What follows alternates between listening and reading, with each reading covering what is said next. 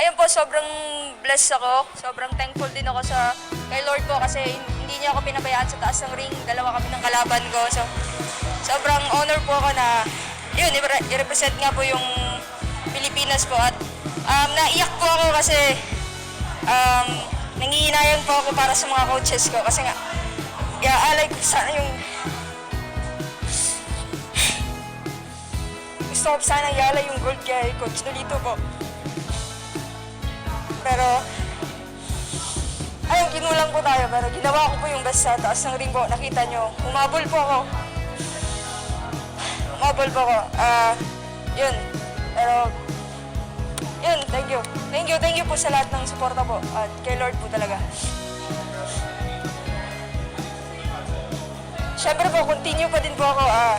Chasing the gold pa din po tayo. Hindi pa tapos po. May Paris po po. So, sobrang ano po. Grabe.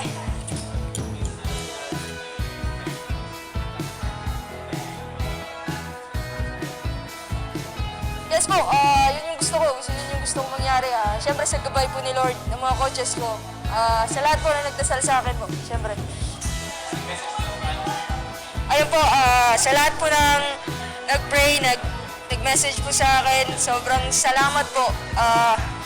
Humingi po ako ng pasensya kung silver lang po na iuwi ko.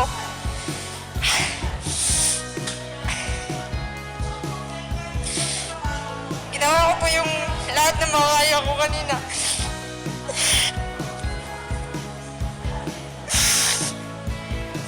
Salamat po talaga sa dasal niyo.